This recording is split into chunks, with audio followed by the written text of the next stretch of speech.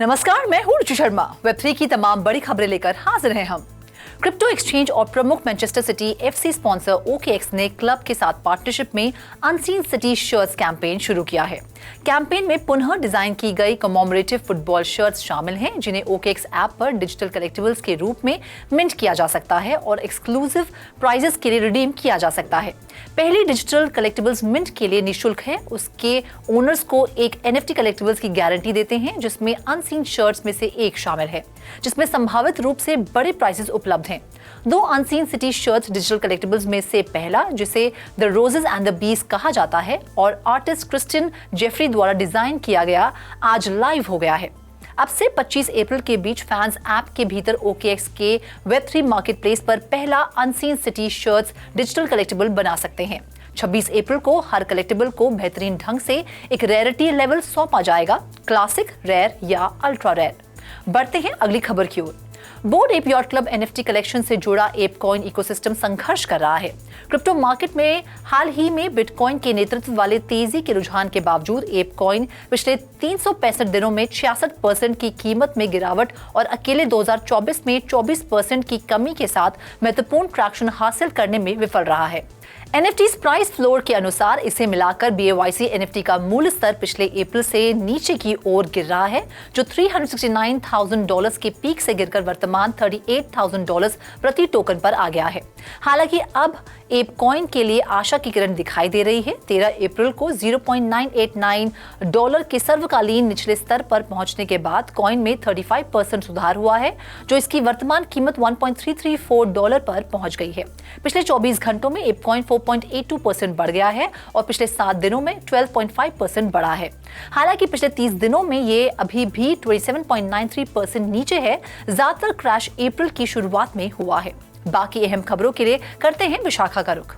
Multinational payment services firm PayPal non fundable token से संबंधित खरीदारी के लिए प्रोटेक्शंस हटा रही है। पीसमे को संशोधित नीतियां प्रभावी होंगी, जिससे NFT खरीद के लिए buyer and seller protection coverages हट जाएंगे।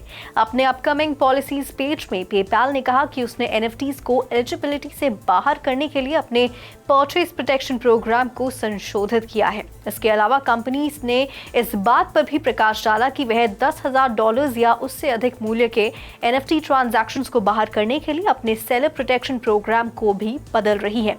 इसका मतलब है कि ये पेपाल की गारंटी अब झूठे दावों, चार्जबैक या घोटालों के खिलाफ $10,000 से अधिक की NFT बिक्री को कवर नहीं करेगी, जिससे कि मौद्रिक नुकसान हो सकता है। बढ़ते हैं अगली खबर की ओर। फाइनल फैंटेसी और किंगडम हार्ट्स फ्रेंचाइजीज के पीछे वीडियो गेम की दिग्गज कंपनी स्क्वायर एनिक्स ने सोमवार को घोषणा की कि उसने प्रमुख मेटावर्स इन्वेस्टमेंट फर्म और crypto game publisher Animoca brands के साथ एक कोलैबोरेशन अग्रीमेंट पर हस्ताक्षर किए हैं। गेम पब्लिशर के इथेरियम NFT गेम सिम्बायोजेनेसिस को ब्रॉडर ग्लोबल ऑडियंस तक विस्तारित करने के लिए कंपनियां मिलकर काम करेंगी। विशेष रूप से एनिमोका की newly establish subsidiary Animoca brands Japan combined marketing efforts पर स्क्वायर एनिक्स के साथ काम करेगी, जिसमें एनिमोका के पोर्टफोलियो में 400 से अधिक प्रोजेक्ट्स में से कुछ के साथ सहयोग शामिल है। खैर, दिसंबर में लॉन्च किया गया सिम्बायोजेनेसिस एक नैरेटिव एडवेंचर गेम है, जिसे लगभग 10,000 इथेरियम NFT कैरेक्टर्स के साथ साथ इथेरियम स्केलिंग नेटवर्क पॉलीगॉन पर कई और इन गेम NFT बनाया गया है। PC बेस्ड गेम भविष्य की पोल्यूटेड अर्थ पर फ्लोटिंग कॉन्टिनेंट पर होता है, जहां बाकी ह्यूमंस एक काल्पनिक ड्रैगन के हमलों के रूप में जीवित रहने के लिए लड़ते हैं। Over to you Roshni. Crypto currency exchange Binance पर कनाडा में एक नया क्लास एक्शन लॉसूट चलाया गया है, जिसमें प्लेंटिफ ने आरोप लगाया है कि फर्म ने लोकल सिक्योरिटीज लॉज का उल्लंघन किया है।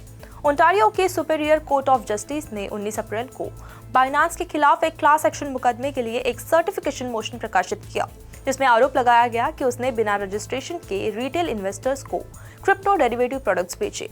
क्रिस्टोफर लोचन और जेरेमी लीडर द्वारा प्रतिनिधित्व किए गए प्लेंटिफ्स के अनुसार बाइनांस ने ओंटारियो सिक्योरिटीज एक्ट्स और फेडरल लॉ का उल्लंघन करते हुए क्रिप्टो डेरिवेटिव प्रोडक्ट्स बेचे।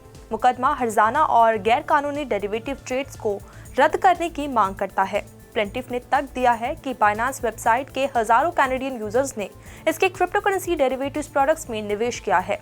तो आज के लिए फिलहाल इतना ही। ऐसी वेब3 से जुड़ी खबरों के लिए देखते रहिए 3.0 ऐसी और ज्यादा अपडेट्स के लिए हमारी वेबसाइट www.3versetv.io पर लॉग ऑन करें या फिर स्कैन करें QR कोड। Thank you.